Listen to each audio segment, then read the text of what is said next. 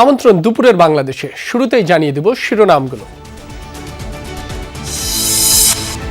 3 জেলায় জামায়াত আমিরের নির্বাচনী জনসভা, নারী ইস্যুকে কাজে লাগিয়ে ফায়দা নিচ্ছে একটি দল। কিশোরগঞ্জে ডাক্তার শফিকুর রহমান।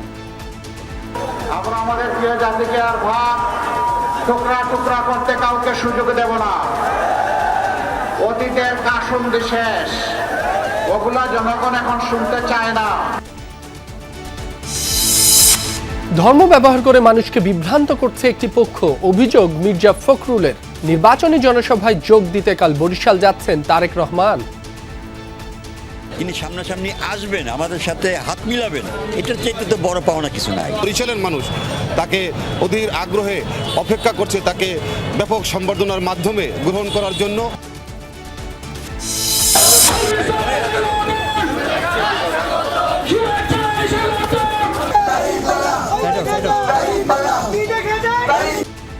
সারা দেশে জমজমাট নির্বাচনী প্রচার, এলাকার উন্নয়ন সহ প্রার্থীদের নানা প্রতিশ্রুতি, ভোটারদের প্রত্যাশা শান্তিপূর্ণ পরিবেশ।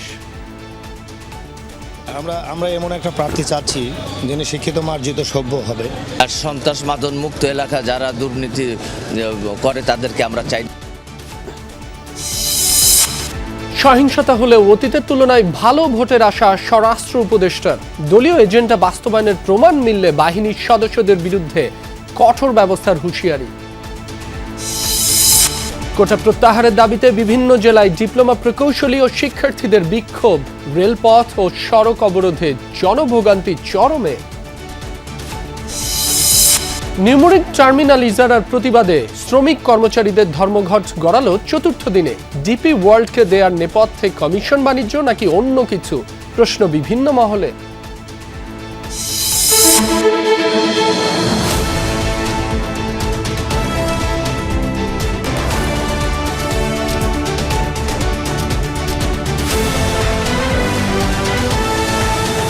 এতক্ষণ শিরোনামগুলো দেখছিলেন। এছাড়াও দেশ বিদেশের আরো খবর নিয়ে দুপুরের বাংলাদেশে আপনাদের সাথে আছি মাসুম রাব্বি। ময়মনসিংহে নির্বাচনী জনসভায় বক্তব্য রাখছেন জামায়াত আমির। সরাসরি যাচ্ছি তার বক্তব্যে। তাদেরকে সেইভাবে সমন্বয় করবো ইনশাআল্লাহ। সম্মানিত ভাইয়েরা, গতকালকে আমি একটা বক্তব্য রেখেছিলাম যে বাংলাদেশে মুক্তিযুদ্ধটা শুরু হয়েছিল কিভাবে, সেনাবাহিনীর দ্বারা। আমি বললাম কি, পত্রিকা লেখলো কি, আশ্চর্য ব্যাপার। তাই আমি বুঝতে পারছি আমাদেরকে নিয়ে তারা খুব মজা পায়। আসলে আমি বলি একটা, তারা ইচ্ছা করে লেখে আরেকটা। প্রতিবাদ দেয়া হয়েছে এই ছোট্ট করে ছাপবে, ততক্ষণে চরিত্র হননের কাজটা শেষ হয়ে যাবে। আমরা অবাক, কেন?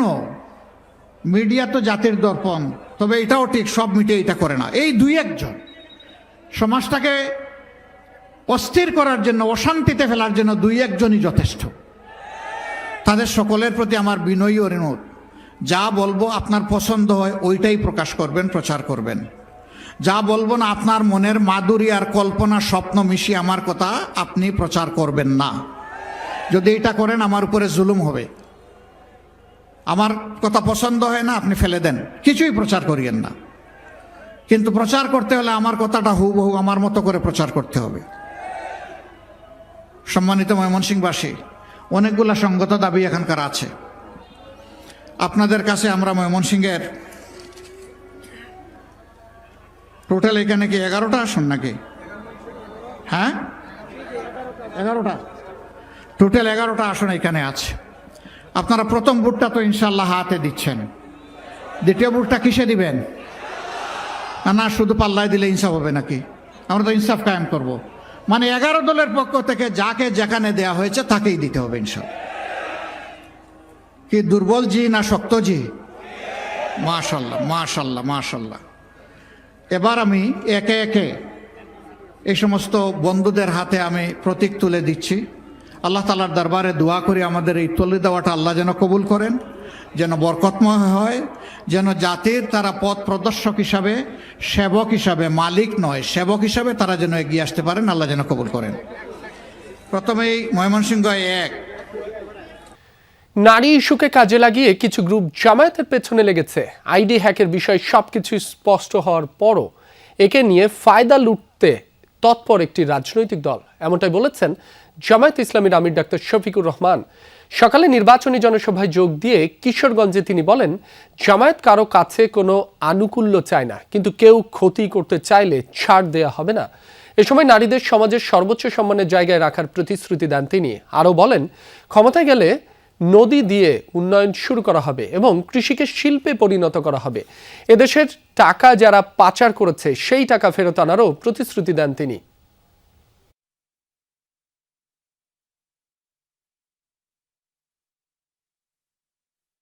ট্যাক্স আইডি হ্যাক করে অত্যন্ত নোংরা মেসেজ সেখান থেকে দেওয়া হয়েছে। আমাদের আইটি টিম ব্যবস্থা নিয়েছে এবং পেয়েও গেছে যে কোন জায়গা থেকে কারা এই কাজ করেছে। আশ্চর্যের বিষয়, একটি রাজনৈতিক সংগঠন এই সব কিছু স্পষ্ট হওয়ার পরেও এইটা নিয়ে তারা এখন ব্যবসা করছেন। বন্ধুরা, মানুষ চিনে কে কাকে কিভাবে সম্মান করে। একটি গোষ্ঠী ধর্মকে ব্যবহার করে মানুষকে বিভ্রান্ত করছে, ঠাকুরগাঁও এমনটা বলেছেন বিএনপি মহাসচিব মির্জা ফখরুল ইসলাম আলমগীর। দুপুরে পৌরসভা কমিউনিটি চত্বরে আয়োজিত পথসভায় অংশ নেন তিনি। এ সময় মির্জা ফখরুল বলেন, এই নির্বাচন অত্যন্ত গুরুত্বপূর্ণ। সঠিক সিদ্ধান্ত নিতে না পারলে দেশ আবারও পিছিয়ে পড়বে। এ বিষয়ে সবাইকে সজাগ থাকার আহ্বান জানান তিনি। বলেন, গণতন্ত্রের প্রশ্নে বিএনপি আপোষহীন। সমৃদ্ধ দেশ গড়তে সবাইকে ধানের শীষে ভোট দেওয়ার আহ্বান জানান বিএনপি মহাসচিব।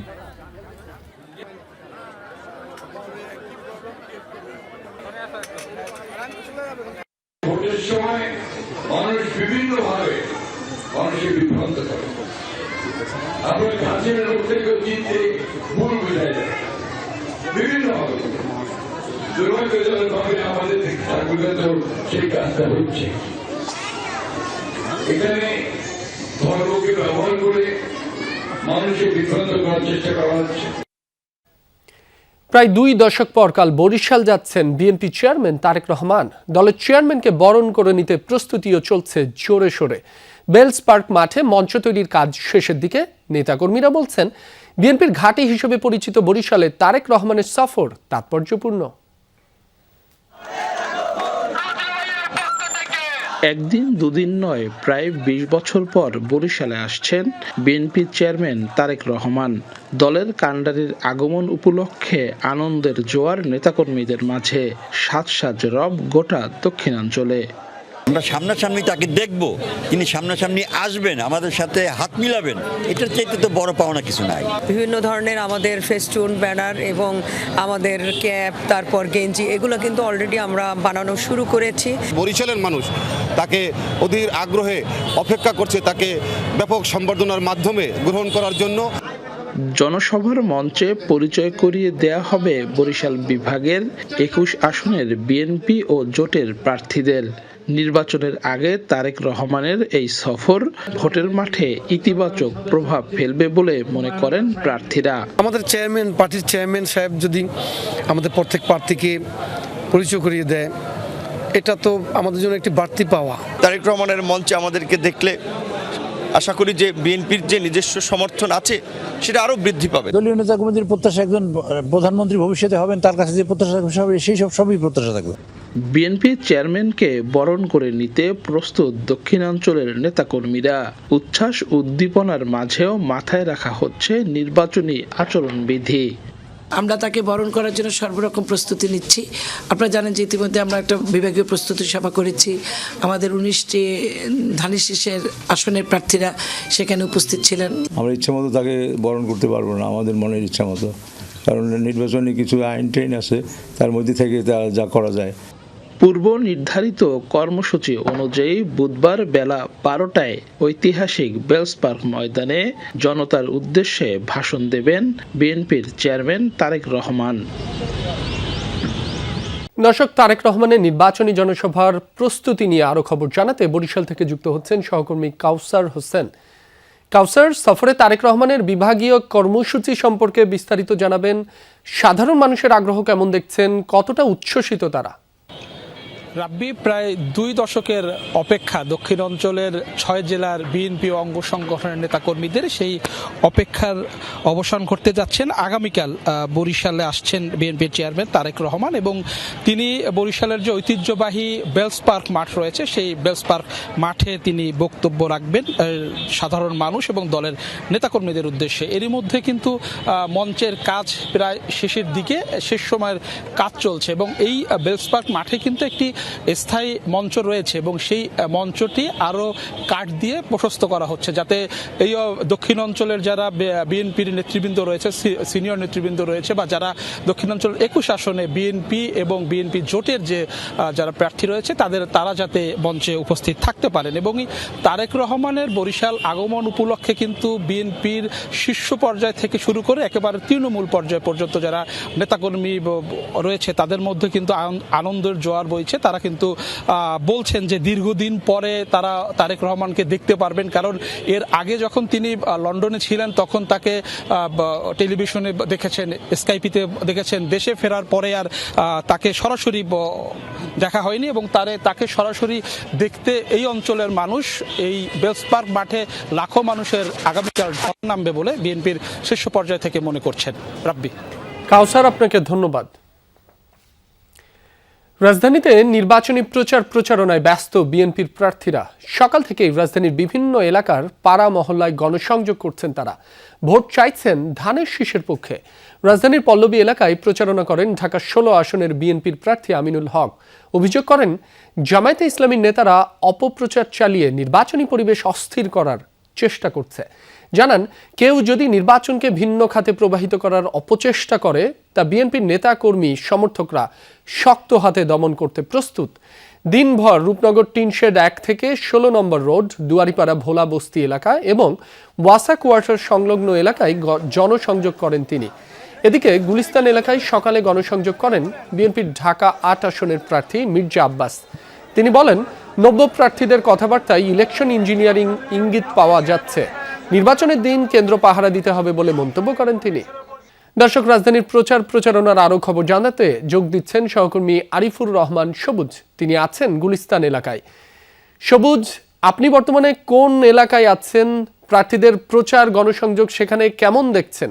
ভোটাররা কি বলছেন? তাদের প্রত্যাশা কি? এলাকার যে সমস্যা সম্ভাবনাগুলো রয়েছে সেই সমস্যা সম্ভাবনাগুলো মূলত প্রার্থী যারা আসছেন গণসংযোগে তাদের কাছে তুলে ধরছেন। এটি যেহেতু আমি এখন এই মুহূর্তে রয়েছি স্টেডিয়াম এলাকা, এর আগে এখানে ঢাকা 8 আসনে বিএনপি মনোনীত প্রার্থী মির্জা আব্বাস তিনি গিয়েছিলেন হলিডে মার্কেট, পাতাল মার্কেট।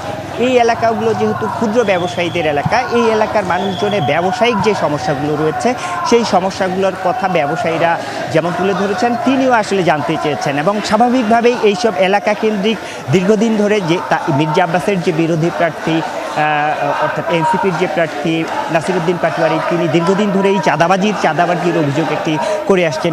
সেই জায়গাটি মির্জা আব্বাস নিজেই জানতে চেয়েছেন ব্যবসায়ীদের কাছ থেকে যে এই এলাকায় আসলে চাঁদাবাজি হয় কিনা বা তার পক্ষে তার লোকজন চাঁদাবাজি করে কিনা, সেই জায়গাটি তিনি জানার চেষ্টা করেছেন ব্যবসায়ীদের কাছ থেকে। এবং তিনি এই জায়গাগুলো পার হয়ে স্টেডিয়াম এলাকায় যে মার্কেটগুলো রয়েছে অর্থাৎ ব্যবসায়ীদের সঙ্গে মূলত আজকে তার এই যে এই গণসংযোগের জায়গাটি করছেন এবং তিনি আশ্বস্ত করেছেন ব্যবসায়ীদের যে তিনি যদি নির্বাচিত হন এই এলাকায় কোনো ধরনের চাঁদাবাজি তিনি হতে দিবেন না।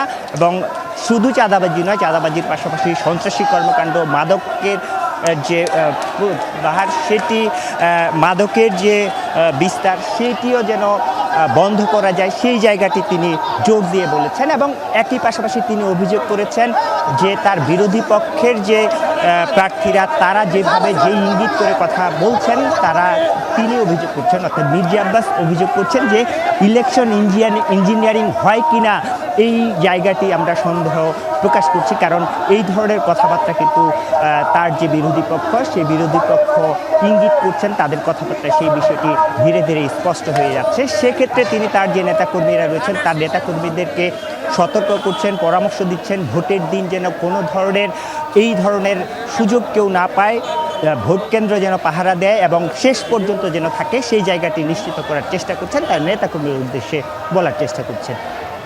সবুজ, আপনাকে ধন্যবাদ। নির্বাচনী প্রচারণায় বাধার অভিযোগ তুলে নির্বাচন কমিশনের ভূমিকা নিয়ে প্রশ্ন তুলেছেন ঢাকা 16 আসনের জামায়াতে ইসলামীর প্রার্থী অবসরপ্রাপ্ত কর্নেল আব্দুল বাতেন। তার দাবি, প্রচারণা ক্যাম্প স্থাপনে ব্যাঘাত ঘটানো সহ ব্যানার ঢেকে দিচ্ছে বিএনপির কর্মীরা। ইসিকে জানিয়েও কোনো প্রতিকার মিলছে না বলে অভিযোগ তার। গণসংযোগে আব্দুল বাতেন বলেন, নির্বাচন কমিশন বর্তমানে একটি নির্দিষ্ট দলের ইশারায় চলছে বলে প্রতীয়মান হচ্ছে। জামায়াত কখনো মিথ্যাচার করে না উল্লেখ করে তিনি বলেন, 90% মানুষ পরিবর্তন চায় এবং কেউ পুরনো গ্যাং কালচারে ফিরে যেতে রাজি নয়। এদিকে অন্য এক কর্মসূচিতে ঢাকা 8 আসনের প্রার্থী নাসির উদ্দিন পাটোয়ারি বলেন, মাদক সম্রাটদের কর্মীরা এখনও সক্রিয়। তিনি বিজয়ী হলে এলাকাকে মাদকমুক্ত ও গ্যাস সংকট দূর করার প্রতিশ্রুতি দেন। এছাড়া রাজনৈতিক প্রতিপক্ষের হামলা মোকাবিলায় কঠোর অবস্থানের হুঁশিয়ারি দেন এই প্রার্থী।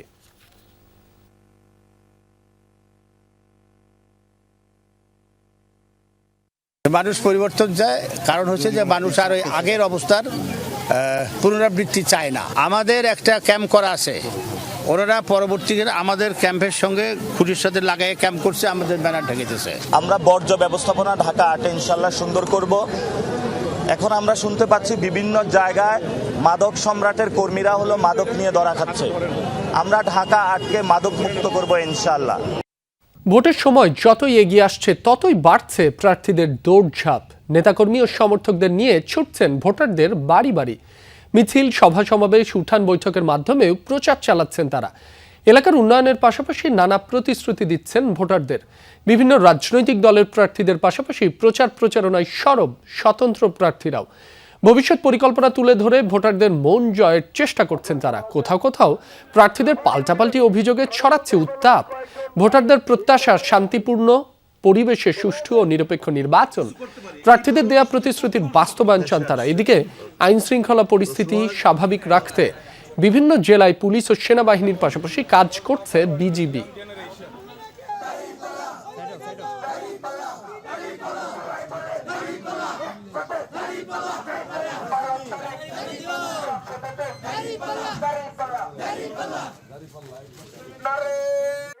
আমার দাঁড়িপাল্লার প্রাসঙ্গিকতাও আর থাকে না।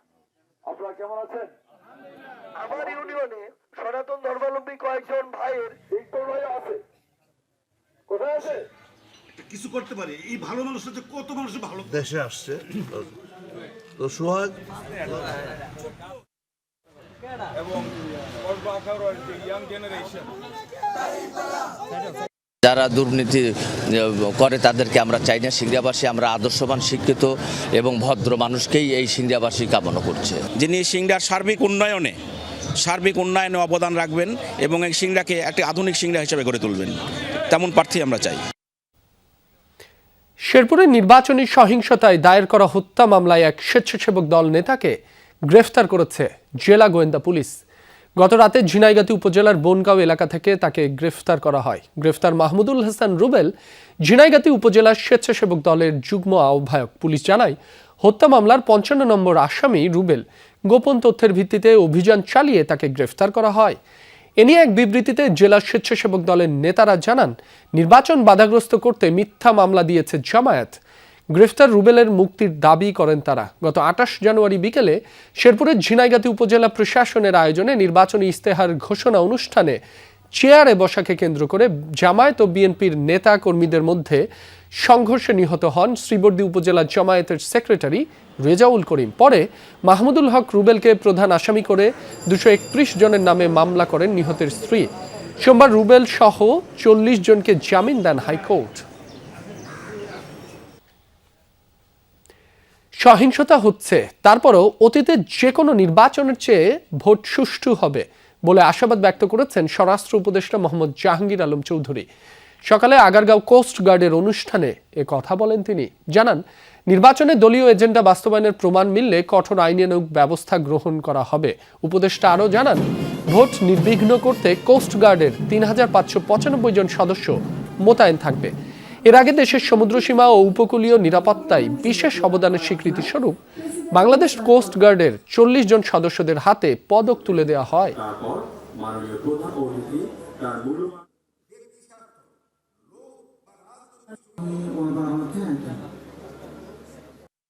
ব্যক্তি দল কিংবা রাজনৈতিক কোনো এজেন্ডা বাস্তবায়নে জড়িত হবেন না।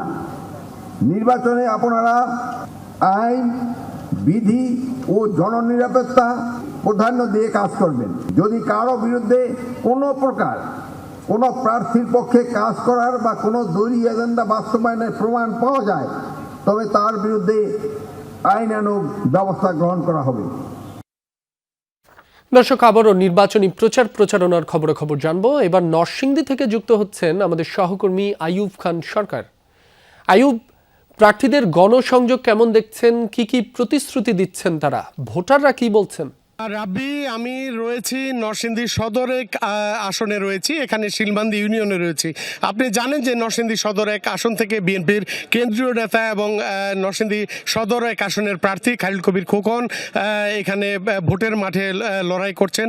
তো এখন আমরা আছি সেই প্রচারণায়। তো আমি একটু জানতে চাচ্ছিলাম যে আসলে এই যে ভোটের মাঠে যে জনগণের কাছে যাচ্ছেন, ভোটারদের কাছে যাচ্ছেন, সারাটা কেমন পাচ্ছেন? আর বিগত সময় আসলে দীর্ঘ একটা সময় ভোট দেওয়া থেকে বিরত ছিল মানুষ, তো এইবারই দীর্ঘ অনেক সময়ের পর ভোট দিচ্ছে। তো প্রতিশ্রুতি অনুযায়ী আপনার প্রত্যাশা অথবা ভোটারদের প্রত্যাশা অনুযায়ী আপনার প্রতিশ্রুতি কি থাকবে ভোটারদের? ধন্যবাদ। দীর্ঘ 17 বছর পর এদেশের মানুষ তাদের গণতান্ত্রিক অধিকার, তাদের মৌলিক অধিকার, তাদের জন্মগত অধিকার, ভোটাধিকার ফিরে পেয়েছে। যার কারণে আমরা লক্ষ্য করেছি যে অতীতে একটি অবৈধ অসাংবিধানিক সরকার রাষ্ট্রীয় ক্ষমতা থাকার কারণে তারা তাদের পবিত্র আমানত, আমার ভোট আমি দিব, যাকে খুশি তাকে দিব, তারা দিতে ব্যর্থ হয়েছে। এখন দিনক্ষণ যতই গণিয়ে আসছে, তাদের যে ভোট দেওয়ার জন্য তাদের যে উৎস উদ্দীপনা, তাদের যে স্বতঃস্ফূর্ত আমরা লক্ষ্য করেছি, এটা দানেশের প্রার্থীর পক্ষে ব্যাপক গণজোয়ার সৃষ্টি হয়েছে। এবং আমি মনে করি যে এই নির্বাচনের মধ্য দিয়ে মানুষের আকাঙ্ক্ষা, যে প্রত্যাশা, একটি নির্বাচিত সরকারের কাছে যে জনগণের যে প্রত্যাশা, সেই প্রত্যাশা পূরণ হবে এবং মানুষের উন্নয়ন করার জন্য আমরা ব্যাপকভাবে কাজ করব। যদি বিএনপি সরকার আগামী দিনে গঠন করতে পারে, তাহলে জনগণের কল্যাণে আমরা যে ব্যক্তিত্ব রাষ্ট্র সংস্কার মেরামতের রূপরেখা দিয়েছেন আমাদের দলের চেয়ারম্যান তারেক রহমান, সব আমরা বাস্তবায়ন করবো ইনশাল্লাহ। আইয়ুব, আপনাকে ধন্যবাদ। উপসহকারী প্রকৌশলী পদে বিএসসি ইঞ্জিনিয়ারদের 33% কোটা প্রদান সিদ্ধান্তের প্রতিবাদে বিভিন্ন জেলায় সড়ক, রেলপথ অবরোধ করে বিক্ষোভ করছে ডিপ্লোমা প্রকৌশল ও শিক্ষার্থীরা। দর্শক, এ পর্যায়ে আমরা এই বিষয়ে বিস্তারিত খবরাখবর জানবো আমাদের সহকর্মীদের কাছ থেকে। সিলেটে ডিপ্লোমা শিক্ষার্থীদের সাথে সেনাবাহিনীর ধাওয়া পাল্টা ধাওয়ার ঘটনা ঘটেছে। সেখানে আছেন সহকর্মী নাবিল হোসেন। সেখানকার সবশেষ পরিস্থিতি জানবো। নাবিল, এখন সার্বিক পরিস্থিতি কেমন দেখছেন, বিস্তারিত জানাবেন।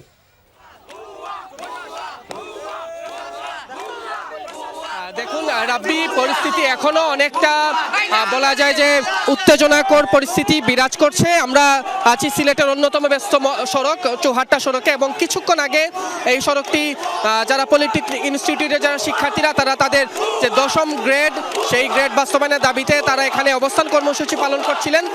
তখন সেখানে সেনাবাহিনী এসে তাদেরকে ছত্রভঙ্গ করে দেয়, এবং এক পর্যায়ে যারা শিক্ষার্থীরা তারা সেনাবাহিনীকে আবার আসলে কিছুক্ষণ পর আবার একসাথে হয়ে জড়ো হয়ে তারা সেনাবাহিনীর দিকে ধেয়ে আসেন এবং পরবর্তীতে আবারও তারা সড়ক অবরোধ করে ফেলেন। এবং আমরা দেখছি যে এই মুহূর্তে সেনাবাহিনীর সদস্যরা, পুলিশের সদস্যরা, বিজিবি সদস্যরা এখানে এসে উপস্থিত হয়েছেন, এবং যারা শিক্ষার্থীরা তারা চৌহাট্টা সড়কের এক পাশ অবরোধ করে বসে আছেন। এবং কিছুক্ষণ পরপরই আমরা দেখেছি যে সেনাবাহিনী যারা সদস্যরা এখানে আন্দোলনরত শিক্ষার্থীদের সাথে তারা আলোচনা করছেন যাতে এই ব্যস্ততম সড়কটি এখন ছেড়ে দেন তারা। কিন্তু শিক্ষার্থীরা বলছেন যে তাদের উপর সেনাবাহিনীর হামলার যে অভিযোগ, সেই অভিযোগের প্রেক্ষিতেই তারা মূলত এখানে অবস্থান কর্মসূচি এখন করছেন।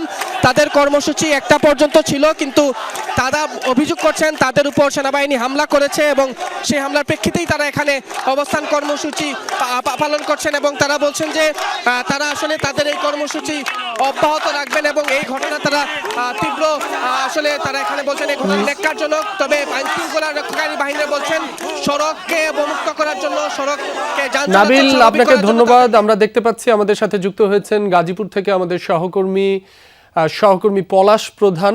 পলাশ, গাজীপুরের ট্রেন চলাচলের কি অবস্থা, আর আন্দোলনকারী শিক্ষার্থীরা কি বলছেন, সবশেষ পরিস্থিতি জানাবেন।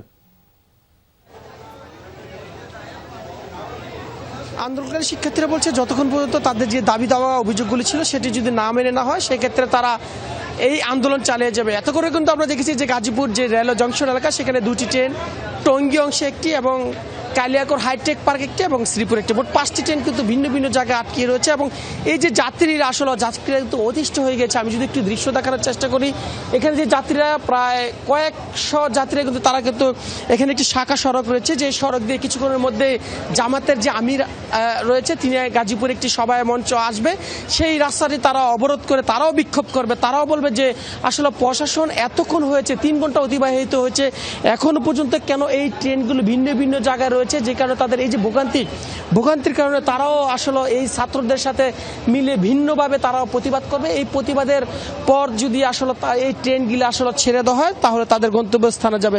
আমরা কিছুক্ষণ আগে বেশ কয়েকজন যাত্রীদের সাথে কথা বলছিলাম, তারা কিন্তু আসলে অতিষ্ঠ হয়ে গেছে যে এই যে আসলে কতক্ষণ নাগাদে এই ট্রেনগুলি ছাড়া হবে, কতক্ষণ পর তারা তাদের যে গন্তব্য স্থানগুলো রয়েছে সেই স্থানে যাবে, সেই বিষয় নিয়ে কিন্তু আসলে কেউ কিছু বলতে পারে না। কিছুক্ষণ আগে আমরা গাজীপুর রেলওয়ে যে জংশন স্টেশন মাস্টার রয়েছে তার সাথে কথা বলছি, তিনিও ঠিক একইভাবে বলছিল যে অনির্দিষ্ট সময় রয়েছে, কখন নাগাদ আসলে এটি ছাড়া হবে সেটা আসলে কেউ বলতে পারছে না, যে কারণে কিন্তু হাজার হাজার যাত্রীরা তারা গন্তব্যস্থানে না যাওয়ার কারণে এই ভোগান্তিতে আসলে পড়ে রয়েছে। পলাশ, আপনাকে ধন্যবাদ। ভোটের মাত্র কয়েকদিন আগে নিউমুরিং কন্টেইনার টার্মিনাল এনসিটি পরিচালনায় ডিপি ওয়ার্ল্ডের সাথে চুক্তি তোড়জোড়ে বিতর্কের ঝড় উঠেছে। আন্দোলনকারীরা বলছেন শকুনের চোখ পড়েছে চট্টগ্রাম বন্দরের সবচেয়ে সমৃদ্ধ ও অত্যাধুনিক এই টার্মিনালের দিকে। আন্তর্জাতিক টেন্ডার ছাড়া অস্বচ্ছ ও প্রশ্নবিদ্ধ এই উদ্যোগ কার স্বার্থে, সেই প্রশ্ন তুলেছেন বন্দর ব্যবহারকারীরা, ব্যবসায়ী সহ আন্দোলনরত শ্রমিক কর্মচারীরা। চট্টগ্রাম বন্দরের সবচেয়ে সমৃদ্ধ এবং অত্যাধুনিক টার্মিনাল এনসিটি কন্টেইনার উঠানো নামানোর জন্য আছে প্রয়োজনের চেয়ে বেশি যন্ত্রপাতি, যা অন্য কোনো টার্মিনালে নেই। এই এনসিটি পরিচালনায় দীর্ঘমেয়াদী কনসেশন চুক্তি নিয়ে দর কষাকষি চলছে সংযুক্ত আরব আমিরাত ভিত্তিক অপারেটর ডিপি ওয়ার্ল্ডের সাথে। চূড়ান্ত হলে কয়েকদিনের মধ্যে চুক্তি হওয়ার কথা। জাতীয় সংসদ নির্বাচনের মাত্র কয়েকদিন আগে তড়িঘড়ি করে কার স্বার্থে বিতর্কিত এই চুক্তি, প্রশ্ন উঠেছে সব মহলে। চলে যাব, আমরা কিছু ধরে নিলাম, এই ধরনের কিছু কথা আমরা শুনতেছি, এটাও সত্যি কিনা জানি না। কারণ আমাদের কাছে এটা বোধগম্য না যে কেন এত তাড়াহুড়া করে এই 3টা কন্টেইনার ওনারা দিয়ে যেতে হবে, এটাও তো আমরা বুঝতে পারছি। চুক্তিটাকে পত্রিকায় দেন না, আপনি একটা পাবলিক হিয়ারিং দেন না, আপনার সংসদ নেই, আপনি একটা পাবলিক হিয়ারিং দেন, আপনি জিজ্ঞেস করেন মানুষ কি চায়। আর আপনি যদি বলেন দেখে না মানুষের কোনো দরকার নাই, আমি দিয়ে দেবো, আমার কাছে ক্ষমতা আছে, আপনি দিয়ে দেন। কোথায় ওনাদের দায়বদ্ধতা, এটা বললাম তো, এটা খুঁজে বের করার মানে খুব বেশি ডিফিকাল্ট না, আপনারা বের করেন। এনসিটির যন্ত্রপাতির সর্বোচ্চ কার্যক্ষমতা বা লাইফ টাইম 15 থেকে 20 বছর। সংশ্লিষ্টদের তথ্য মতে ডিপি ওয়ার্ল্ডও 15 থেকে 20 বছরের চুক্তিতে আগ্রহী, যাতে কোনো বিনিয়োগ ছাড়াই সচল ও রেডি যন্ত্রপাতি ব্যবহার করে পূর্ণ সুফল পায়। চুক্তির মেয়াদ শেষে ছেড়ে দিলে আবার নতুন যন্ত্রপাতি কেনার দায় বর্তাবে বন্দর কর্তৃপক্ষের ঘাড়ে। আন্তর্জাতিক টেন্ডার ছাড়া পুরোপুরি প্রস্তুত অত্যাধুনিক টার্মিনাল বিদেশি কোম্পানিকে তুলে দেওয়ার নেপথ্যে দুর্নীতি দেখছেন বন্দর ব্যবহারকারী বার্ড ও শিপ অপারেটররা। এই চুক্তিগুলো যদি আমাকেই পঙ্গু করে ফেলে তাহলে কার জন্য এই চুক্তি? মানে আমরা যারা বন্দর ব্যবহারকারী তারাই যদি পঙ্গু হয়ে যায় তো কারা এই বন্দর ব্যবহার করবে? এই চুক্তির ফসল কারা ভোগ করবে? আমার তো মনে হয় গলা টিপে একটা সেক্টরকে মেরে ফেলে কাদেরকে দিয়ে বন্দর চালাবে আমার জানা নেই। কী কারণে দিচ্ছে সেটা আমাদের বোধগম্য নয়। আর এই বিদেশি দিলে আপনি কি মনে করেন বিদেশি দিলে আমাদের কোনো বেনিফিট হবে? আর বিদেশি দিলেন কম্পিটিটিভ রেট দেন না, আন্তর্জাতিক একটা টেন্ডার দাখিল করেন, শুধু একজনকে কেন দেবেন? একই জিনিস যে বিগত সরকার করছে, বিগত সরকার ওই জিনিসটা যদি এই সরকার করলে তাহলে কি হলো, সংস্কার কি হলো বা লাভ কি হলো? যে লাও সেই কদু। জোর করে বিদেশে একটা অপারেটরকে দিয়ে দিবেন, কিভাবে দিবেন, কিসের ভিত্তিতে দিবেন? Without any tender? না, ইম্পসিবল। টেন্ডার দিতে হবে, অথবা বাংলাদেশের কোনো অপারেটরকে দিলে আমরা সেটা মেনে নিতাম। এখন এটা মেনে নেওয়া হবে না। 5 বছর ধরে এনসিটির আয় ও নিট মুনাফা বেড়েছে ধারাবাহিকভাবে। 2025 সালের 7 জুলাই থেকে নৌবাহিনী পরিচালিত ড্রাইডক দায়িত্ব নেওয়ার পর প্রবৃদ্ধি বেড়েছে আরও।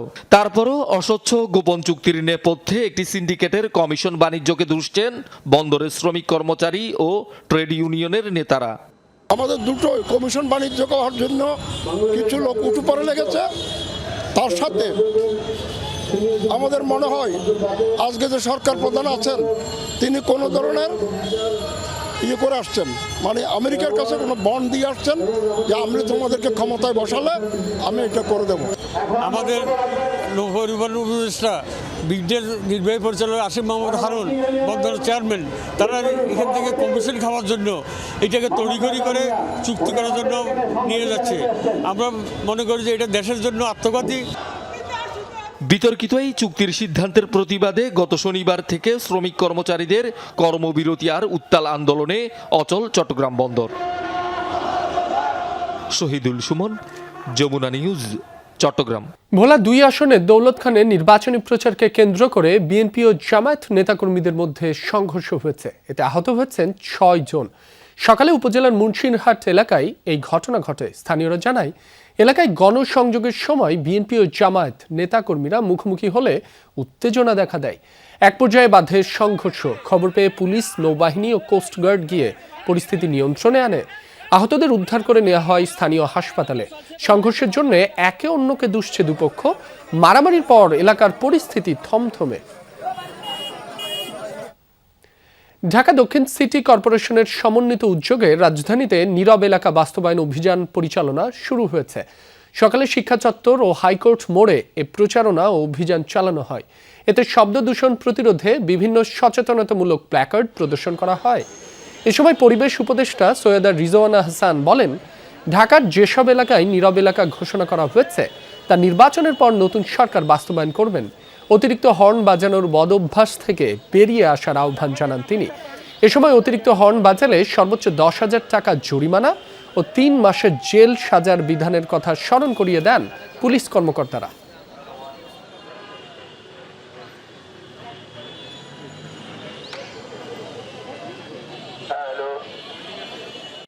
আশা করি এই কর্মপরিকল্পনাটা পুলিশ তাদের ওয়েবসাইটে দিয়ে দেবে, আমরা ডিপার্টমেন্ট অফ এনভায়রনমেন্টেরও ওয়েবসাইটে দিয়ে দিব, সো দ্যাট আপনারা এটা দেখতে পারেন যে এটা কতটুকুন বাস্তবায়িত হচ্ছে। প্রতিটা গাড়ি যেখানে হর্ন দেয় সেখানে এটা একটা কঠিন কাজ হবে, কিন্তু এটা অসম্ভব কাজ না। পবিত্র লাইলাতুল বরাদাত শাবান মাসের 14 তারিখ দিবাগত রাতকে বলা হয়ে থাকে ভাগ্য রজনী। প্রচলিত বিশ্বাস, পবিত্র এ রাতে মহান আল্লাহ তাআলা মানবজাতির পূর্বের গুনাহ মাফ করেন। ধর্মপ্রাণ মুসলমানরা ইবাদত বন্দেগীর মধ্য দিয়ে রাত্রি পার করেন। জিকির, আজগর আর নফল নামাজে সময় কাটাবেন আল্লাহর নৈকট্য লাভের আশায়। নেকি হাসিলের আশায় কেউ কেউ গরিব দুঃখীদের মাঝে খাবার বিতরণ করেন। মৃত স্বজন আর পরিবারের সদস্যদের কবরও জিয়ারত করবেন অনেকে। বিশ্ব মুসলিম ও মানবতার জন্য সন্ধ্যা থেকে মসজিদে মসজিদে শবে বরাতের নামাজ আদায়ের ব্যবস্থা করা হয়েছে।